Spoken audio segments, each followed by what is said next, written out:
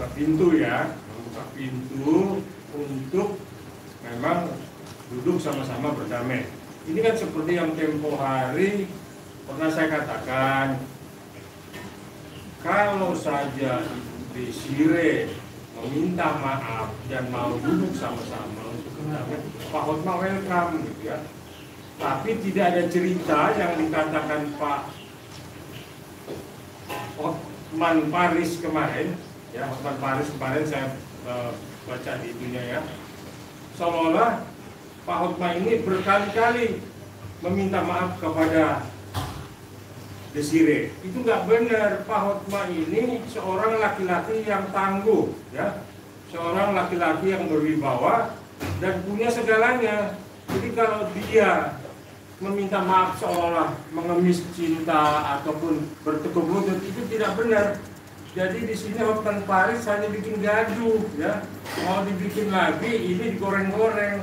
Jadi nggak benar itu kalau Pak Hotma mendahului, ya, meminta maaf, merengek-rengek minta maaf. Nggak ada itu ya. Jadi Hotman Paris inilah yang bikin gaduh, yang bikin persoalan ini jadi ricu lagi.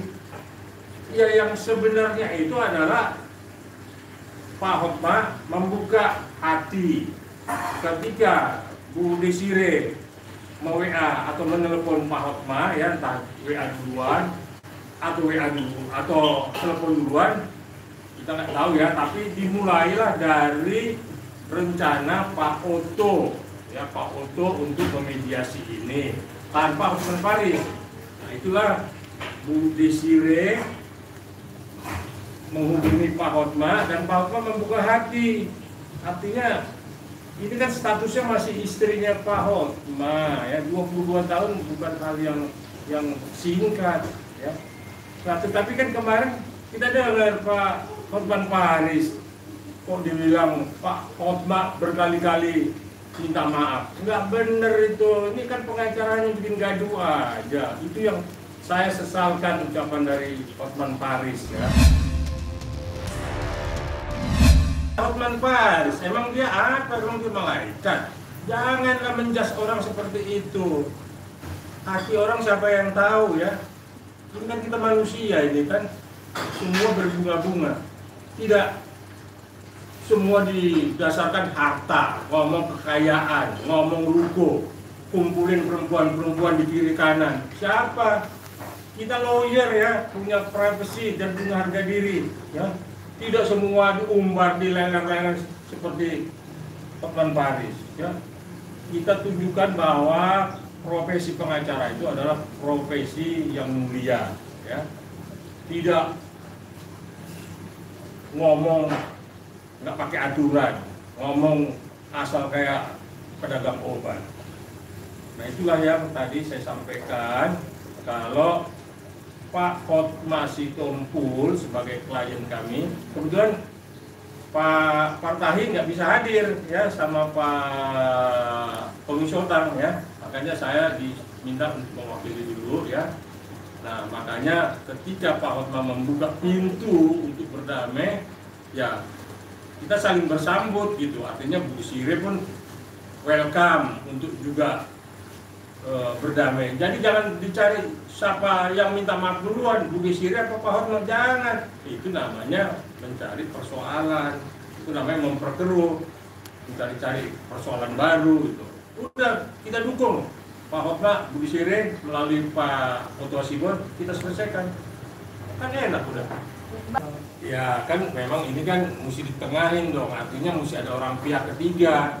Gak mungkin udah berdua sama-sama pihak istri pihak suami ribut, mesti ada yang menengahi. Keluarga pun bisa sebenarnya, tapi karena ini udah masuk ke ranah hukum, artinya udah Ibu Desire menunjuk Pak Hotman Paris, saya sama Pak Tommy Syotang sama Pak Partahi ditunjuk sebagai kuasa Pak Hotma, ya udah kita menengahi, kita mendorong ini supaya rujuk, ya. Ya, jadi tidak perlu mencari si A, si B, si nggak usah. Ini yang kita cari solusinya, bagaimana mereka duduk sama-sama menyelesaikan seperti apa, mau cerai apa enggak, tapi udah sama-sama dingin. Ada perkara ini makanya Makanya Hotman Paris nggak boleh ikut di sini. Kalau ada dia, waduh, pasti rusuh. Ya mungkin sudah 2-3 minggu lalu berlangsung ketika ada statement dari Pak Oto bahwa Pak Hotma membuka hati, Bu Desire juga melunak, ya, tidak bersikeras lagi, terus ngotot, ya. Nah itulah komunikasi itulah yang dijalin gitu. Jadi jangan diputar balik oleh Hotman Paris, itu nggak benar itu. Saya akan tuntut dia, jadi memutar balikan fakta seolah-olah Pak Hotma itu yang merengek-rengek minta maaf. Pak Hotma itu laki-laki yang tangguh, saya katakan, ya, dan segalanya ada. Jadi nggak benar lah. Desire kan itu istrinya, jadi welcome lah. Namanya pun mau berdamai. Itu satu. Terus yang kedua, kalaupun ini nanti mediasinya berjalan, ya, sesuai dengan apa yang disampaikan Pak Oto, itu Ibu Desire harus mencabut kuasa ke Hotman Paris.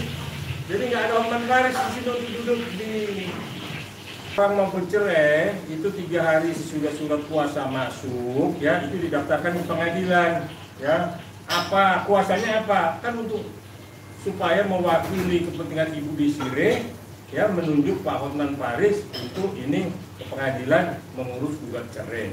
Ini kan nggak, sampai sekarang kan tidak ada gugatan cerai. Goreng sana, goreng sini, tayang sana, tayang sini, kan nggak benar. Sekarang mereka sudah mau damai, datang lagi Hotman Paris ngomong. Dia katakan Pak Hotma berkali-kali menghubungi Desire minta maaf. Nggak benar gitu, ya. Salah. Saya nggak suka yang begitu. Artinya jangan ini diperkeruh lagi.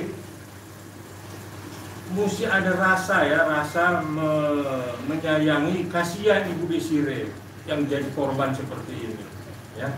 Nah itu yang kita memang sudah dapat sinyal dari Pak Oto dalam waktu dekat ini memang akan didudukan sama-sama tanpa Hotman Paris. Bagus, itu bagus inilah. Artinya jangan lagi disalahartikan. Ini kan Ibu Desire istrinya. Pak Hotma itu suaminya, masih suaminya, belum ada putusan, belum ada perceraian, belum ada ya, karena ini panas makanya berpisah dulu. Kan kita nggak tahu. Dulu kan kita bilang ini kesalahan di atas. Ini karena panas, ya. Ya akhirnya masing-masing pada di jalannya. Ya, tetapi kalau ini sudah mau merujuk, mau melunak, mau menyelesaikan masalah, kita dukung loh, kita doakan supaya mereka ini bisa duduk sama-sama. Soal jadi cerai atau tidak itu nomor 2, tetapi mereka sudah bisa berkomunikasi. Itulah nanti yang kita harapkan Pak Oto bisa memediasi ini dan menyelesaikan ini tanpa Hotman Paris. Ada nggak tahu kalau dari sana persyaratan apa, ya. Kalau Hotman Paris selalu bikin persyaratan, kalau Bu Desire kan tidak, ya. Pak Hotman pun tidak. Suami istri, cuman berapa bulan aja berpisah gara-gara digoreng-goreng sama Hotman Paris, ya. Nggak ada persyaratan. Persyaratannya hati didinginkan, kepala didinginkan, ya. Jadi yang emosi-emosi tinggal di luar, kita duduk sama-sama. Makanya kita tidak ikut sertakan Hotman Paris karena pasti ribut di dalam mediasi itu. Cukup Pak Oto Hasibuan yang bijaksana, yang cukup ya kita anggap senior lah, ya. Nah, biar dia yang memediasi.